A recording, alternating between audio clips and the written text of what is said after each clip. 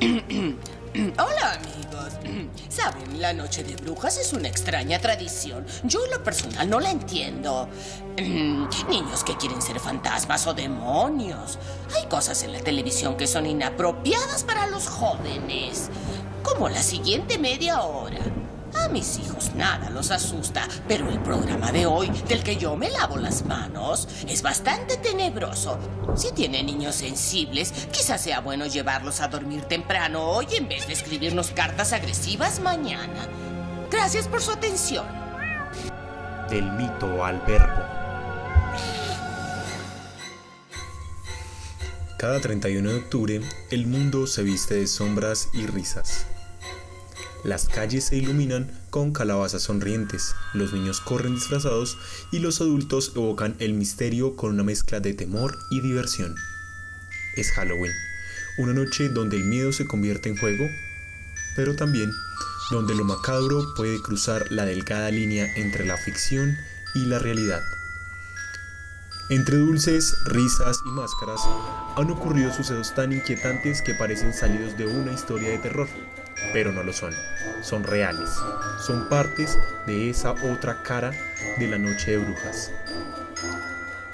La que nos recuerda que, a veces, el terror no viene de los fantasmas, sino de los seres humanos. Pero remontémonos a antes de esto. Todo comenzó hace más de 2000 años, con los celtas. Un pueblo que habitaba gran parte de Europa, especialmente en Irlanda, Escocia y el norte de Francia. Ellos celebraban una fiesta llamada Samhain, que marcaba el fin del verano y el inicio del invierno, alrededor del 31 de octubre. Para los celtas, esta fecha tenía un fuerte simbolismo espiritual. Ellos creían que esa noche el mundo de los vivos y los muertos se unía y que, por ende, los espíritus podían cruzar el mundo terrenal. Es por eso que encendían hogueras y se disfrazaban con pieles y máscaras para espantar a los malos espíritus. También dejaban ofrendas de comida y bebida fuera de sus casas, para mantener a los fantasmas contentos y no tener represalias por no rendir tributo a los que ya no existen en este plano. Con el tiempo, el cristianismo se expandió por Europa.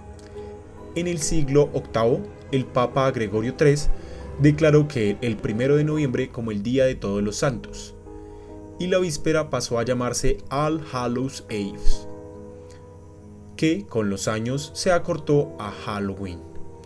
Esta nueva celebración cristiana buscaba reemplazar las costumbres paganas del Samhain, pero muchas tradiciones se mantuvieron, mezclando ambas culturas y haciendo una amalgama de ambas celebraciones. Durante el siglo XIX, millones de inmigrantes irlandeses y escoceses llegaron a Estados Unidos, llevando sus tradiciones de Halloween. Allí, la fiesta volvió a cambiar, la costumbre de usar nabos tallados con velas por calabazas porque eran mucho más fáciles de tallar. De ahí nace la leyenda de Jack O'Lantern. Es una linterna tallada, generalmente una calabaza, con una cara o diseño y una luz en su interior, asociada a la festividad de Halloween.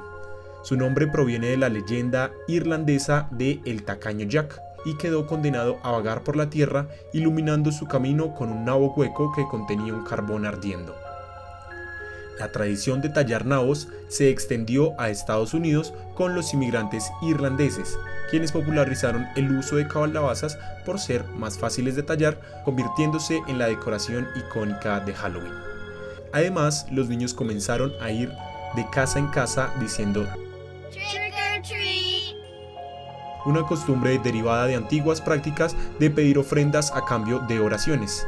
Con el tiempo, Halloween se volvió una fiesta popular y comercial con disfraces, dulces y decoraciones, algo más parecido a la práctica que poseemos hoy en día.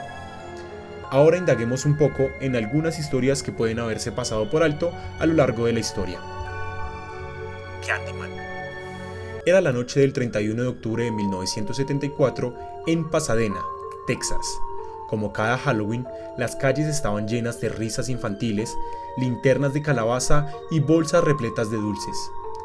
Entre los vecinos que salieron a disfrutar del ambiente festivo estaba Ronald Clark O'Brien, un hombre aparentemente común acompañado de sus 2 hijos pequeños y algunos amigos de la familia.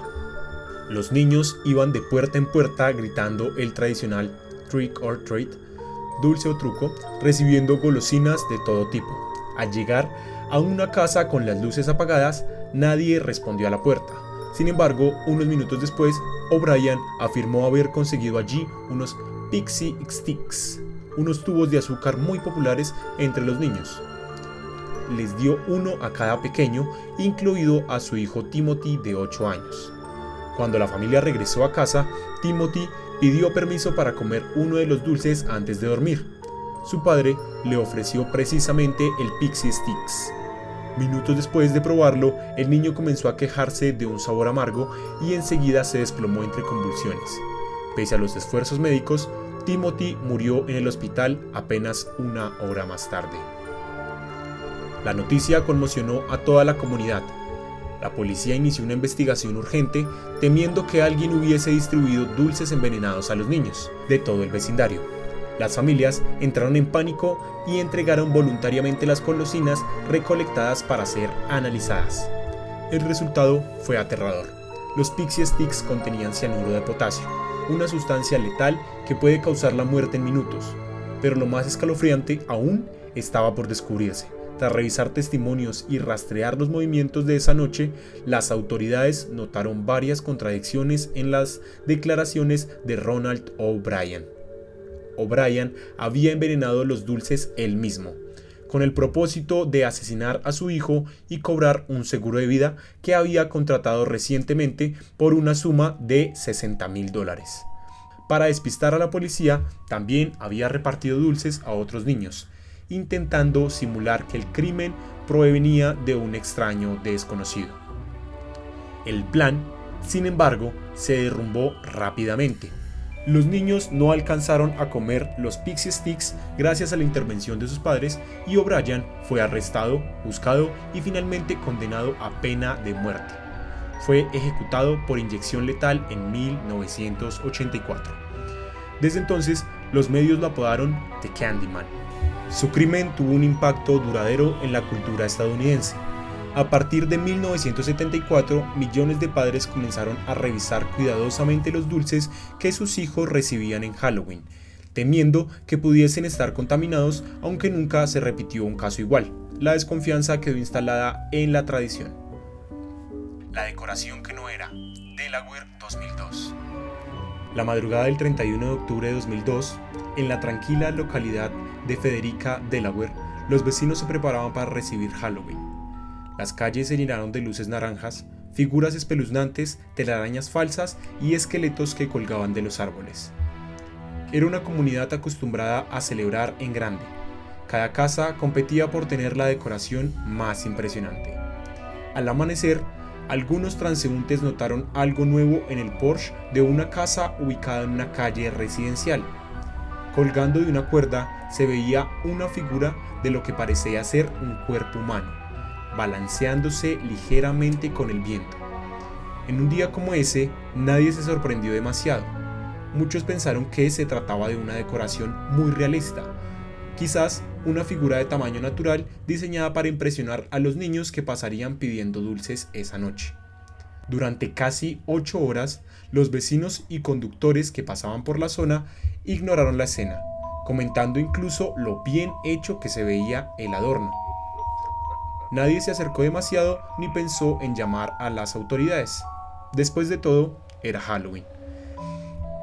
Pero cuando el sol comenzó a elevarse y un transeúnte observó con más atención, notó que algo no estaba bien. La figura no era un muñeco, era el cuerpo sin vida de una mujer de 42 años que se había suicidado durante la noche. El descubrimiento sacudió a la comunidad. Lo que había sido una mañana festiva se transformó en un escenario de horror y tristeza. La policía confirmó que la muerte fue un acto voluntario y no un crimen, pero el impacto psicológico en el vecindario fue profundo. Los medios nacionales recogieron la historia calificándola como la decoración más macabra de Halloween. Más allá del morbo, el caso despertó una reflexión colectiva. ¿Hasta qué punto la obsesión por lo terrorífico había adormecido la empatía? cuánto se había normalizado el horror en una fecha donde se celebra el miedo. Aunque Halloween es sinónimo de disfraces, dulces y diversión, sus raíces se hunden en una historia mucho más antigua y espiritual en el fondo. Halloween sigue siendo lo mismo que fue hace miles de años. Una noche para recordar la cercanía entre la vida y la muerte y una celebración donde el miedo y la risa bailan juntos. Cada historia nos recuerda que la oscuridad también forma parte de nosotros. Hasta la próxima.